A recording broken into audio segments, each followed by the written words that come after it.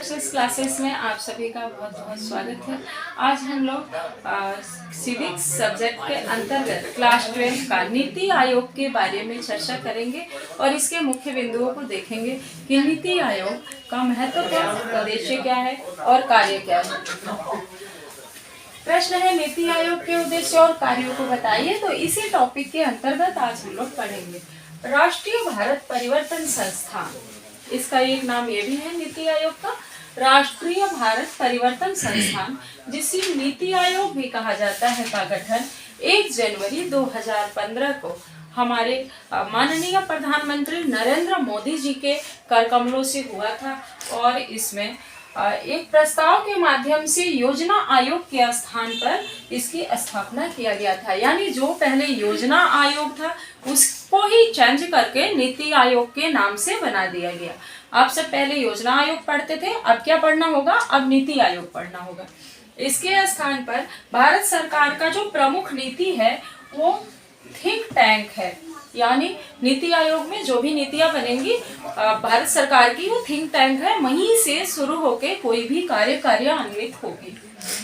तो इस तरह से हम देखेंगे कि ये संबंधित टैंक है जो निर्देशात्मक और नीतिगत सुझाव यानी इनपुट देता है। और भारत का प्रधानमंत्री नीति आयोग का पदेन अध्यक्ष होता है। तो वर्तमान में भारत का प्रधानमंत्री श्री नरेंद्र मोदी जी हैं, तो नीति आयोग के प्रधान भी वही हैं, वो पदेन अध्यक्ष हैं। अब हम देखेंगे नीति आयोग के उद्देश्य। जब भी हम कोई आयोग बनाते हैं या कोई संगठन बनाते हैं तो उसके पीछे कोई ना कोई मुख्य उद्देश्य होता है, और उस उद्देश्य को पूरा करने के लिए ही हम संगठित रूप से कोई योजना बनाते हैं, क्योंकि योजना बनाने के बाद वो कार्य अच्छे से संपादित हो जाता है। तो इसके उद्देश्य क्या है? नंबर 1, सशक्त राष्ट्र का निर्माण करना। यानी नीति आयोग में राष्ट्र को सुदृढ़ी देना, मजबूती प्रदान करना इस आयोग का सबसे पहला उद्देश्य होता है। साथ ही सहयोगपूर्ण संघवाद को बढ़ावा देना।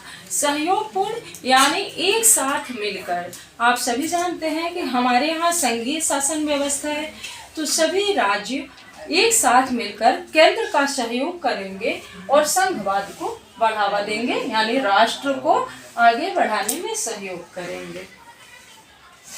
अब सेकंड पॉइंट है हमारा ग्राम स्तर पर विश्वसनीय योजनाएं बनाना। ग्राम स्तर क्या है? यानी नीचे के स्तर पर, यानी ग्राम में जाकर के गांव में कैसी पेयजल की व्यवस्था की जाए, किस तरह सड़कें बनाया जाए, किस तरह शिक्षा मुहैया कराया जाए, क्योंकि गांवों में संसाधनों का अभाव होता है। तो इसको दृष्टि में रखकर ग्राम स्तर पर ऐसी योजनाएं बनाना जिस पर जनता विश्वास कर सके और उसे पूरा फायदा मिले।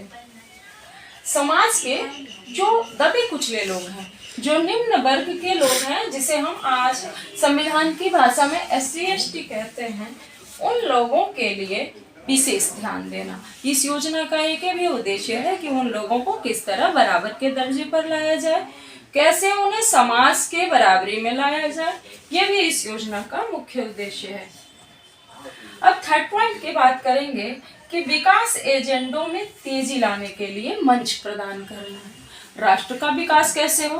क्योंकि जब तक गांव डेवलप नहीं होगा तब तक शहर भी नहीं होगा। भारत गांव का देश है, कृषि प्रधान देश है, तो सबसे पहले गांव का विकास। तो गांव के विकास के साथ जो एजेंडे हैं उसके लिए एक मंच मिल जाता है नीति आयोग के द्वारा। अब नेक्स्ट है आवश्यक संसाधनों को सफल बनाने का प्रयास।